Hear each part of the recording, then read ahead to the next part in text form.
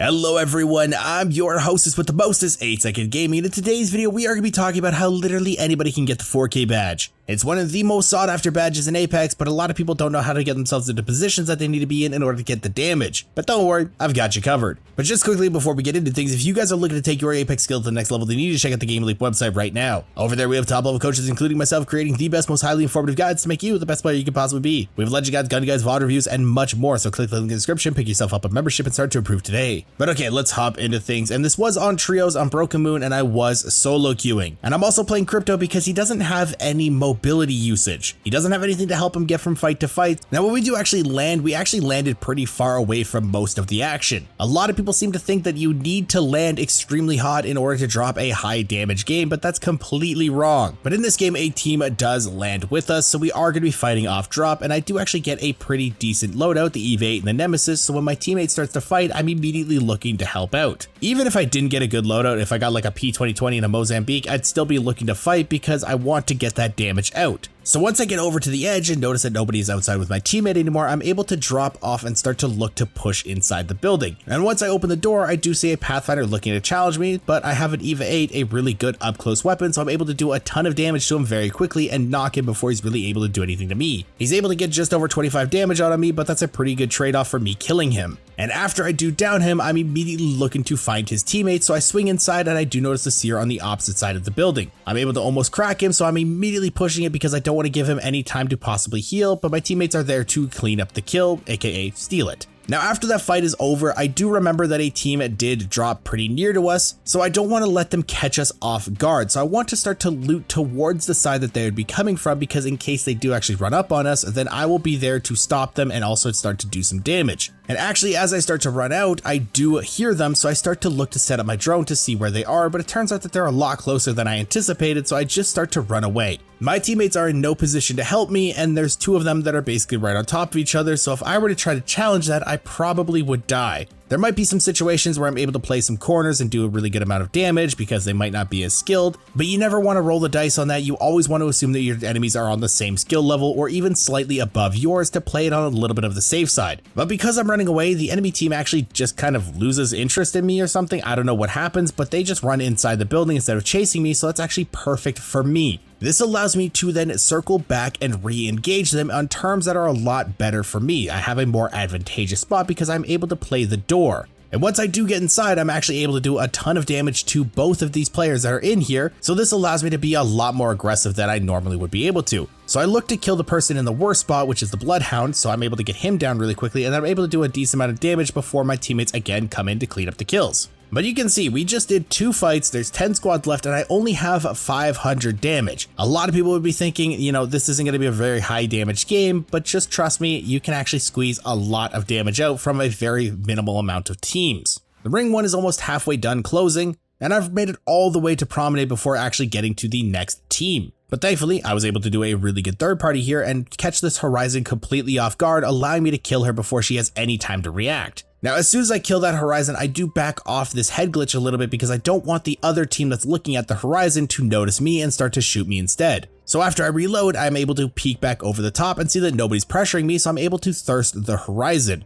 Now once again, after I thirst the Horizon, I'm not being overly aggressive. I'm just repositioning and continuing to play high ground because I don't really know where the teams are. The Wraith on the Horizon team just completely dipped out, but there's a Bloodhound that was throwing some scans out, so I don't really know where I should be positioning in order to be in this fight, so I'm just playing it safe and just taking high ground and playing head glitches and being as passive as I possibly can. But once I do notice a Bloodhound running away, I'm able to do a little bit of damage to him and push him away from all of the loot. I'm not really set with a lot of ammo, so I don't really want to get into a long drawn out battle without getting a little bit of loot, so I do want to check these boxes to just try and get a decent amount of stuff. Unfortunately, there was no ammo for me, so I just looked to continue to press the Bloodhound that was running around the corner. As I do so, a new Wraith comes around the corner to try to fight me, but I'm able to get a really good amount of damage out on her because the Nemesis is a completely balanced gun that definitely does not need another nerf. But again, you can see how my passiveness comes into play. You don't have to be overly aggressive aggressive on stuff. A lot of people would say, hey, I need to go thirst that Wraith. They have an armor swap. Oh my god, I just need to get it. But instead of trying to thirst the Wraith, I just back up to my teammates, drop into a spot where I can heal, and let them kill the Bloodhound that was going to be swinging around the corner. If I had tried to contest that, then the Bloodhound maybe have gotten a really good one clip off on me, and then my team is now having to res me, and that might just kind of domino effect into us losing the game. But here I just play it safe and my teammates clean up the kills, allowing me to still be in a very healthy spot in case a new team does come in. And again, a lot of people might be thinking that this game looks pretty lame because there's 5 squads left now and I only have 1,000 damage. But this is where things can really get interesting because Ring 1 is still not closed, and there's only 5 squads left including us. So even if you do get into a fight, you can really draw it out because a lot of teams won't be able to third party it because people won't really be next to each other. You can really take advantage of that and stretch fights out and get a lot of damage off of them. Now after we do get a little bit of time to loot, but a new team does pressure us pretty quickly. I do take the top of this building to try and give myself a vantage point and a little bit of high ground because high ground is always king in fights, and whenever you can get it, definitely take it. And when I do hop up on this building, I see an Octane stimmed up and just ready to run at us. When you see that type of thing, you want to be able to take advantage of it because now you can split people up potentially. If somebody's being way too aggressive, then they're probably out of position, and that's when you need to just capitalize on that mistake. So as soon as I notice the Octane is just going full tilt at us, that's when I throw my drone out to pop an EMP to try and split him and his team up.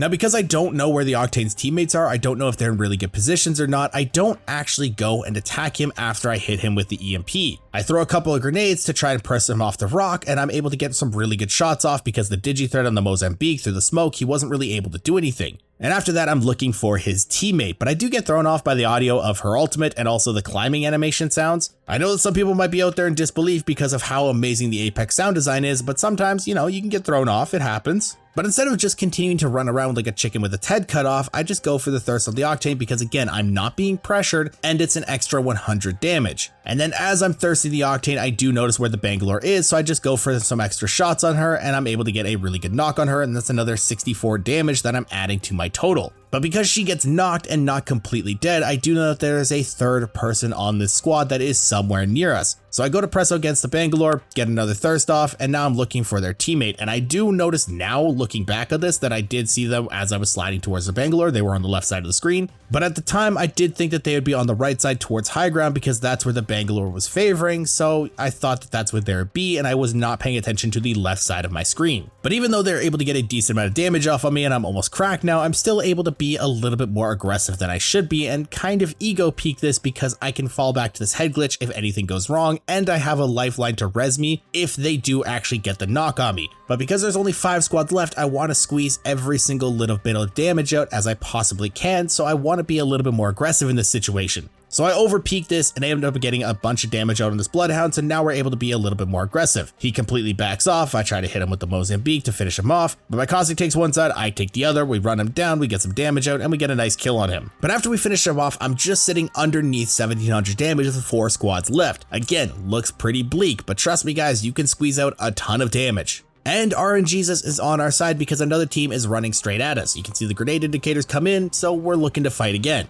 I have to cancel my heal, back off, and pop a battery, and as I'm doing that, I actually miss position in this fight. I look to take a spot on this ramp here to try and kill people as they cross, or at least do a decent amount of damage to them. It does not work out the way that I intended it to because my teammates are actually getting just kind of pummeled over there, and I was almost entirely useless in that moment of time. Fortunately, my lifeline was able to get a knock on the Pathfinder, and then she was able to do a decent amount of damage to the Wraith before she gets knocked, so that allows me to kill the Wraith before the Wraith is actually able to get the thirst on my lifeline and get their armor swap, so now it is a 1v1. And as I'm fighting the Horizon, I do notice that she has blue shield, so I do have quite the advantage here. And before she can crack me, I'm able to get a decent amount of damage off on her, and I have hammer points on a Mozambique, so I'm very confident in taking this fight. And I actually didn't get a ton of damage in that fight. I went from just under 1700 to now 1958. I really only essentially got 200 damage. But I have 2 squads to do 2000 damage, so I'm not panicking even in the slightest. Now we do get the lifeline rezzed and we do make our way into zone, but as we're coming out, we do notice a team that is leaving Alpha Base. We have the position on them, we have all the advantages, so we do want to take this fight. And because we have high ground and this is a medium range fight, this is the perfect scenario for squeezing damage out of because they don't really have a good way to push you if you do happen to get knocked. So this is a type of situation where you just want to sit, do some damage, let them heal up, do some more damage, let them heal up, do some more damage,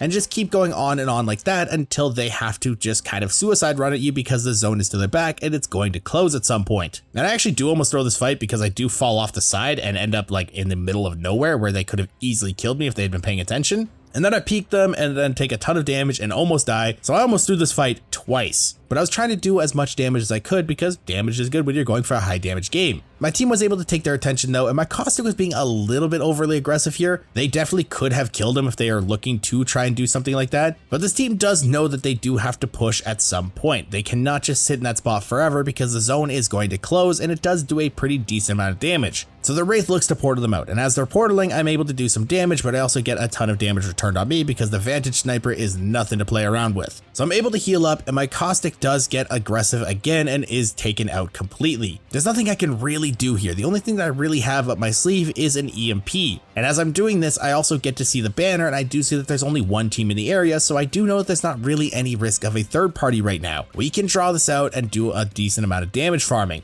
And once the EMP does go off, I do notice that the Gibraltar is just sitting looting the box, so I'm trying to get him killed as quickly as I possibly can, but I do end up missing a few shots and I'm not able to get enough damage out. So now I'm looking to support my lifeline and make sure that she cannot get pushed easily, so I'm just trying to do as much damage as I possibly can here to just try to make sure that there's no openings for them to really kind of do anything that they want to do. But this is again where I make the decision to be more passive than some people might be. It is okay to back off in these situations. The zone is going to be closing soon, we still have to get in, and because this team is constantly moving, we need to start mirroring them. If we allow them to get into the storm before us, they're going to be able to set up and hold us and do exactly what we were just doing to them. We cannot let that happen. So after I pop a battery, I start to run through this little canyon here to make sure that we get into zone and get that building to hold so that we at least have something to play. Even if the other team heard all the fighting and does start to push us, then again, we have a spot to play, it's not a huge issue. My lifeline was constantly pinging the canyon behind us, so I think that she thought that they were running that way, but it is a pretty risky follow, so I am kind of looking in a different direction. I do check just to make sure, but I know that it's very risky, so I am constantly watching behind us instead, and I do notice that they are climbing up.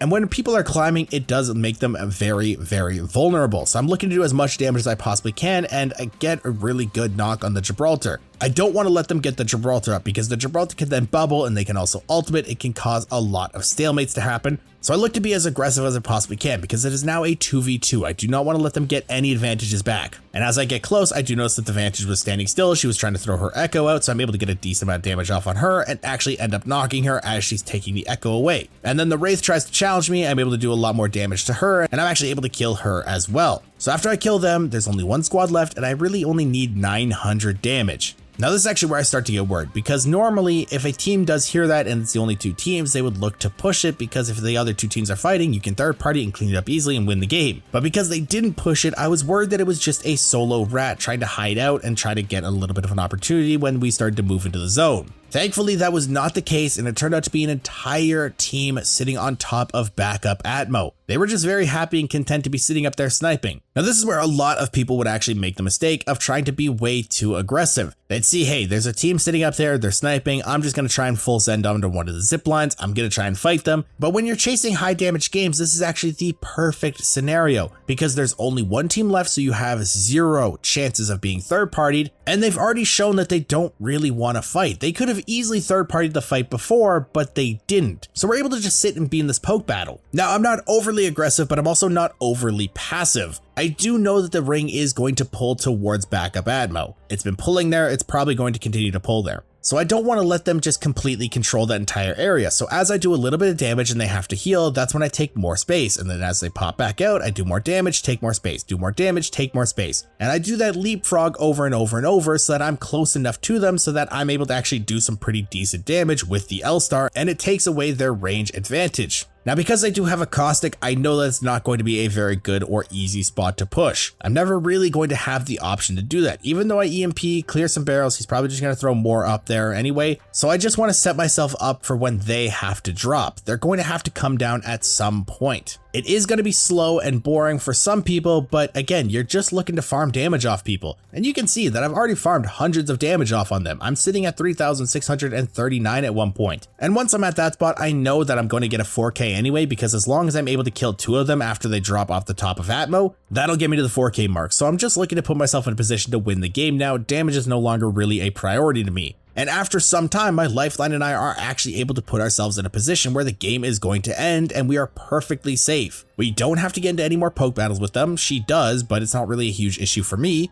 And they're going to have to drop off their height at some point. So all of the advantages that they think that they have are actually non-existent. Right now, we control the flow of the game. As long as we don't give them an option or opportunity to push us, then a lot of things are in our favor. So you can see for a very long time, I actually just kind of sit behind this barrel and let the other team make a bunch of mistakes, including the Caustic dropping off height for some random reason to try to chase down the lifeline, even though he knows that I am still here. I do a lot of damage to him, force him to go back around the corner. I do a lot of damage to the lifeline, force her to heal, and then I'm also able to one clip the Valkyrie, so now we have a bunch of damage on all three of them, including one being knocked. And then the Caustic for some reason tries to re-peek. I don't know why, but I'm able to do a little bit more damage to them, and then they back up too far and actually go down to the ring. The ring does steal a little bit of damage from me, but it's not the biggest issue. And the Valkyrie and the lifeline do get to reset because there's no way for us to really push them up there. But again, not a huge issue. So we just continue to put ourselves in better and better positions. So as they look to peek over the edge, we're able to do a bunch of damage to them and they are forced to reset and heal. And you can see towards the end of the game, I'm now sitting at 4,600 damage. So we have farmed over 1,000 damage on this one team. And as they drop, they're essentially just dropping into the meat grinder. They're way too focused on my lifeline when she isn't even the threat. She's not the one that's doing all the damage. So I'm able to just sit off in the corner and do all the damage to them. And I farmed so much damage off of them. I really pretty much essentially farmed 2,000 damage. So I was able to get all the way to the 5k damage mark. So you can see that you don't have to be super aggressive constantly in order to get high damage games. You can get them actually pretty easily by being passive and just waiting for the right opportunities. But let me know what's the highest damage game you've gotten in the comments down below. And if you guys want to stay up to date with the latest and greatest Apex Legends tips, tricks, and news, don't forget to smash the like and subscribe button. Thank you guys all for watching. Once again, I made Second Gaming. I'll see you guys in the next one.